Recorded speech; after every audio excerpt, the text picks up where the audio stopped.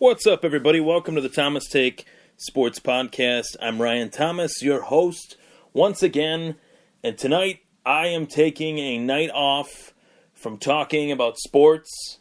I feel like this is a first for me on the Thomas Take Sports Podcast. But now, this is going to be the Thomas Take Podcast, where I'm going to give my take on what has transpired over the last 48 hours since Donald Trump was victorious in the 2016 presidential election, beating Hillary Clinton by an electoral vote, what is now around 306 to her 220, 230. So, what has transpired since in New York City, Philadelphia, Boston, and major cities around the United States? Protests, setting mannequins of Donald Trump on fire, harming buildings, protesting outside Trump Tower in New York City. And it obviously all comes from the people that didn't vote for him. Whether they are Republican or whether they are Democrat, registered-wise, party-wise, whatever, they are people that chose not to vote for Donald Trump. And it's well known that I am a 100% Trump supporter. I went to his rally. I've followed his campaign since day one with great interest. And I voted for him, obviously. And I knew that this would happen. I knew that the reaction would be so negative before he has even taken a day in office, if he were to win. And I'll be honest with you, I will take you into the mind of myself before the election took place. I had no doubt in my mind that if the people paid attention from day one till November 8th of the entire campaign of, June 15th, 2015, to November 8th of 2016, the entire Donald Trump campaign, if they paid attention, he would be the winner. But if they didn't, and if they bought into the biased liberal media led by CNN and many other major networks, that they would be misinformed heading into the voting booth, and they would vote based on the opinions of others rather than finding out what their real opinion is for themselves, finding out what are Donald Trump's principles, what are Donald Trump's policies, what does Donald Trump want to do in his first 100 days in office, which is a pretty lengthy, long list, and it has grown larger since he was elected president-elect, and the list has grown larger due to the fact that the Senate and Congress, the House, the majority is Republican. So this is a very tough topic for me because of the fact that I wanted Donald Trump to win, and I want to talk about what I have experienced as a Trump supporter since Donald Trump has won the election and while I was supporting him during the election cycle. And I take real offense to this as an American, and I take real offense to this as a human being. I made no secret about it, and part of it is my own fault. I wore the fact that I was a Trump supporter on my sleeve. I put it out there. I bought a Make America Great Again hat, wore the hat, had Trump t-shirts. I like Donald Trump. That's all it is. I like Donald Trump. I feel personally that out of every candidate that was available for choice during the primary and during the election, that he was the best option.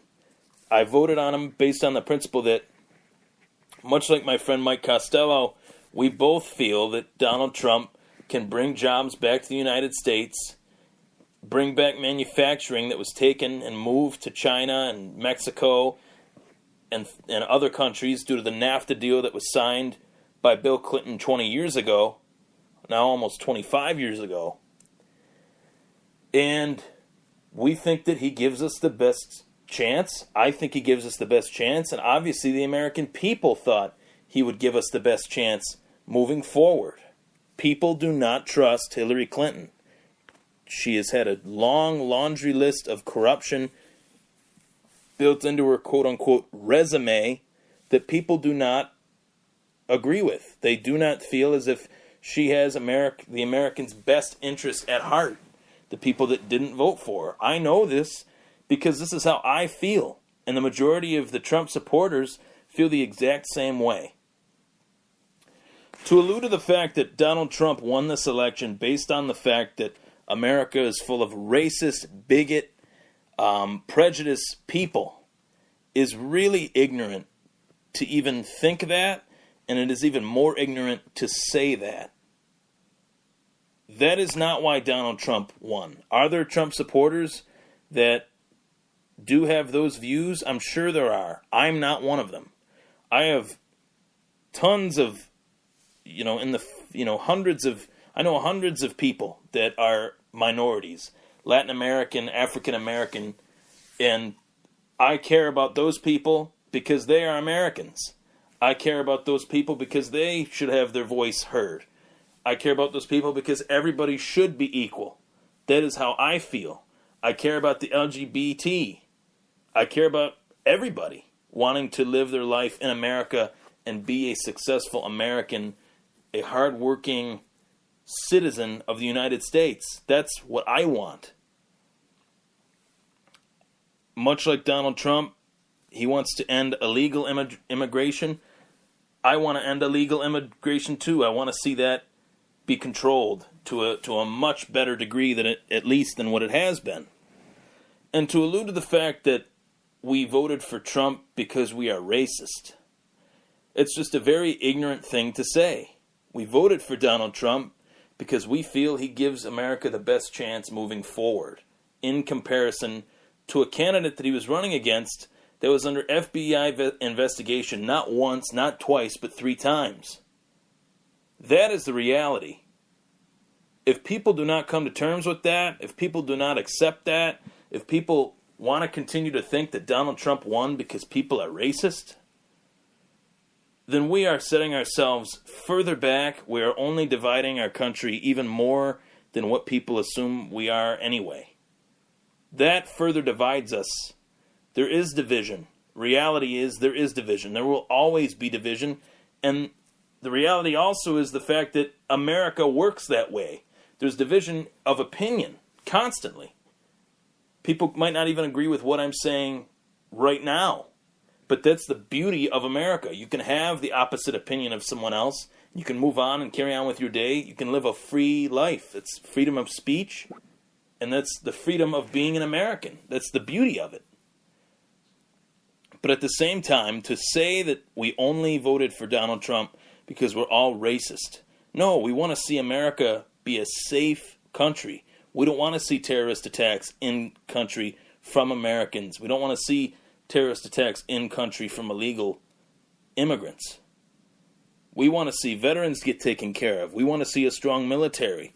We want to see jobs come back. We want to know that we're going to be safe. We want to know that we're going to have jobs. We want to know that our infrastructure will be restored. We want to know that we have people that will be in charge, that will be going to work with the strong possibility that whatever it may be that they want to have passed, that could easily be passed due to the fact that there is a Republican Senate and a Republican Congress, Republican House. Everything is Republican now. Well, as of January 20th. There's obviously Democrats mixed in. But that is the reality. That we did not vote for Donald Trump because we're racist. And right now we have to work together now more than ever due to the fact that a president did get elected that did not win the popular vote. But the election is not based on a popular vote. It is not. There is an electoral college in place, and Donald Trump won the electoral votes to win the presidency. So he is going to be our president January 20th, 2017. He traveled to the White House to meet with President Obama to talk over the transfer of power. And in the same way that they discussed the transfer of power is the same way that America has to react amongst each other. We have to stand together. We cannot divide. We cannot protest. We can't do these things. Everyone has the right to protest, obviously. But if we're protesting something that is in the hands of the people that the people voted for, we are only damaging ourselves. We're crippling ourselves. And we will never progress. What is the end goal in protesting? What is the end goal? Trump quits? Trump's not going to resign.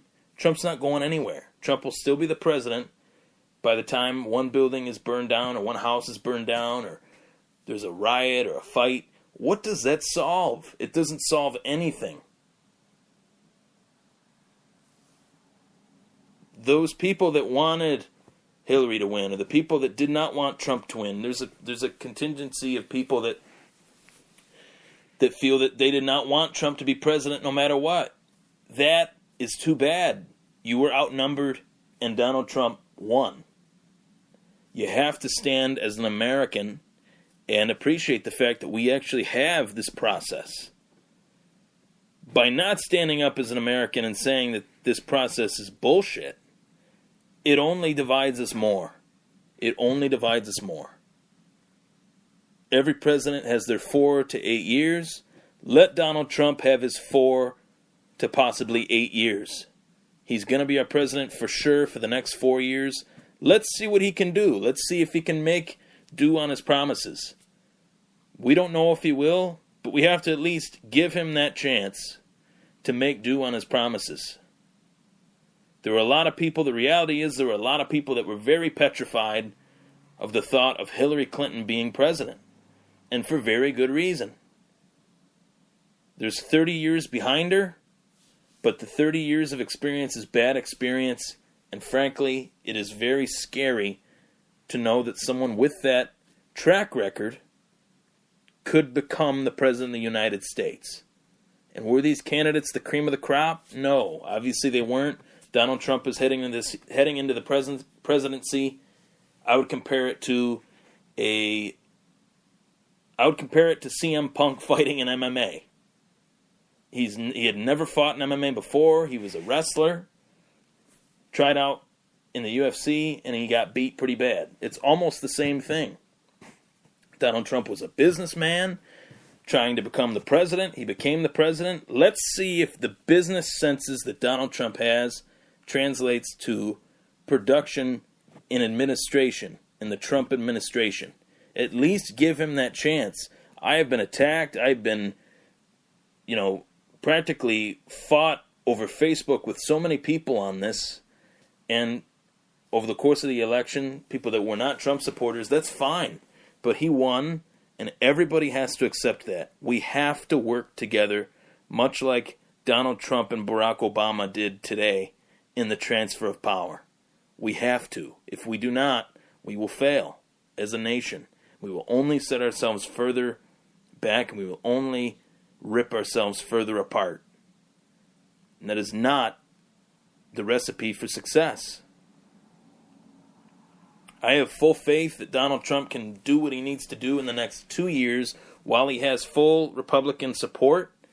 And I have faith that the first term, the first 4 years, could be a decent 4 years if people give him a chance, if people let him process what he wants to process. Thank you guys so much for listening. This is the Thomas Take Podcast. I'm Ryan Thomas. God bless America. We are only reaching the cusp of our potential. And that is a great thought, that we have only reached the cusp of our potential. We've come far too far. We've come way too far to take steps back. We have to take steps forward in order to become the powerhouse that we need to be, the strong nation that we are. We've seen it. We need to merge together, join as one, rally around this president. If you care about America, you will do that. Thank you guys. Take care.